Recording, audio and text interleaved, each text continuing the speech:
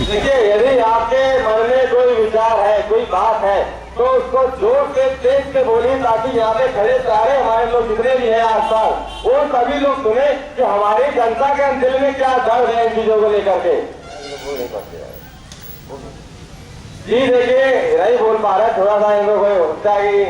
अन्ना अंदर भावना निकाल पा रहे हैं, मगर फिर भी लोगों के अंदर वो दर्द है कहीं ना कहीं। ये हमारे दूसरे बुजुर्ग हैं, इनसे पूछते दादा आप बताइए कि जो बुजुर्गों का अपमान हो रहा है हमारे परिवारों में, उन्हें उत्पीड़न किया जाता है, समय पे खाना नहीं दिया जाता है, लोग घर से बाहर निकालने वृद्धाश्रम में छोड़ दिया जाता है, इसके लिए आपका क्या कहना है, क्या विचार है, उन बच्चों के लिए आप क्या संदेश देंगे?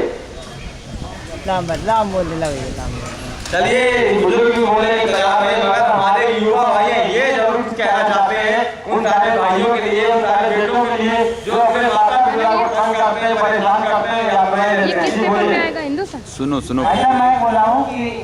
एक बाप होकर के 3 बच्चों को खिला सकता है, तो उसी प्रकार एक बाप एक बेटा, ये 3 बेटे मिलकर एक बाप को खिलाने पर क्यों मिल जाते हैं? इस स्थिति पर हमें कहना है कि एक बाप कमा करके अपने 3 बेटों को खिलाता है, कमा करके, मगर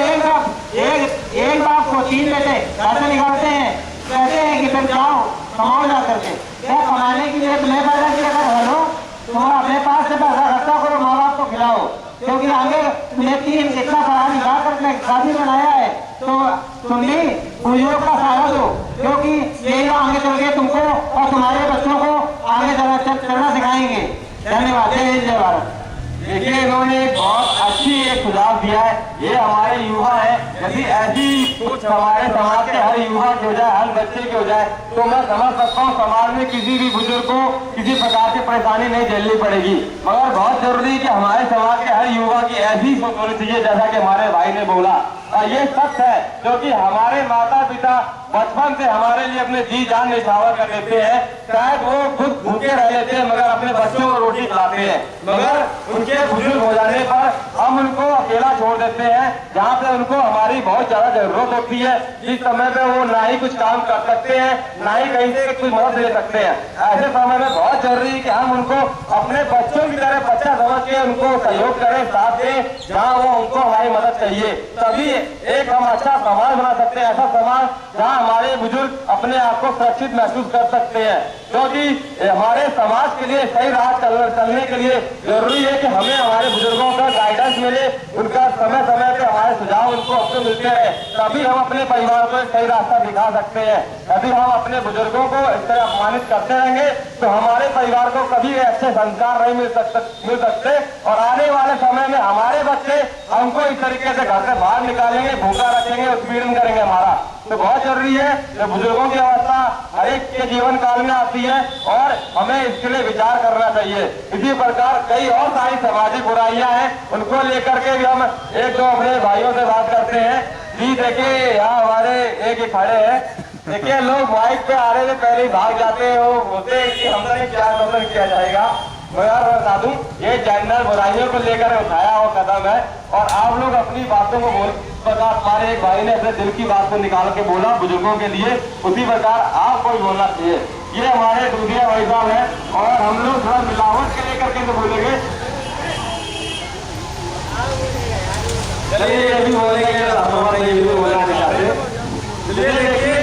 आप कोई बात पर बोले चाहे ना बोले, मगर इतना चीज समझ लीजिए, ये बुराइयां जो सामाजिक हैं, जिससे अपराध या घटनाएं होती हैं, ये हमारे सभी के लिए घातक है, हमारे परिवार के, हमारे परिवार के सदस्य के लिए और हमारे सगे संबंधियों के लिए। तो हमें जरूरी है कि हम सब लोग मिलकर के करें, क्योंकि यदि हमारे बीच का कोई भी व्यक्ति कुछ गलत काम करता है तो उससे प्रभाव सबको पड़ता है। तो बहुत जरूरी है सब लोग मिलकर इसका विरोध करें और इसको रोकने की प्रयास करें, और एक ऑपरेशन जा रहे हैं जो बुराई चला रहे हैं, इसमें आप सभी लोग हमारा सहयोग कीजिए ताकि हम इसको पूरे कानपुर नगर में एक अच्छे स्तर तक ले आए जा सके। ये बताइए क्या कहा जाते हैं? मैं बोलना चाहता हूँ कि ये लोग कहते हैं कि बहन बेटी के साथ रेप हो गया, रेप तो हो गया, मगर एक लड़का कहता है कि भाई साहब वो लड़की जा रही है, इसका नंबर मुझको दे देना। यार भाई साहब, इतना तुमको सोच आती है, अगर वो कह रहा है तुमसे तुम मुझसे करो कि उस लड़की का नंबर दे दो, मगर जैसे तुम्हारी बहन है, मैं उसको लड़का फटाक जवाब दे कि अपनी बहन को मुझको नंबर दे दो, मैं तो कॉल करके बात कर लूँगा। तो उसी प्रकार तुम किसी बहन को छेड़ोगे और अगर तुम्हारी बहन को छेड़ेगा तो मुझे गोली मारोगे, झड़े चलाओगे, कहोगे मैं इसको पलटा दूंगा, ये कर दूंगा, वो कर दूंगा। इसी प्रकार दूसरे की बहन अपनी बहन समझ के चलोगे तो दुनिया में आज तक किसी भी बहन भाई बहन किसी बात में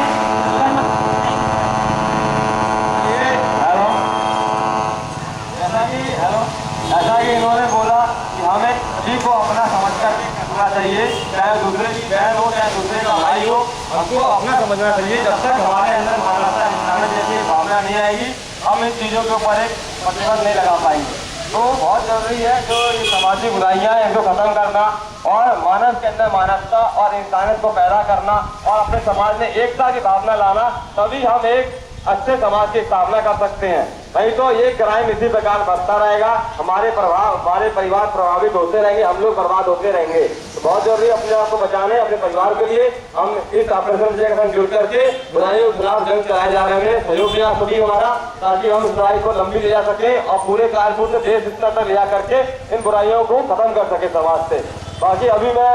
2 शब्द आपको और सुनाऊंगा कि जो कार्य योजना जो हम चला रहे हैं उसके अंदर जो 1000 से ऊपर कर्मचारी जो काम करेंगे, उसके अंदर जो भी महिला या बुजुर्ग कर्मी जो रिटायर हो चुका किसी डिपार्टमेंट में वो काम करना चाहता है तो हमारे गाड़ी में लिखे नंबरों पे हमसे संपर्क कर हमारे कार्यालय आ सकता है। तो आपको मैं 2 मिनट सुनाता हूँ, कृपया ध्यान सुनिएगा।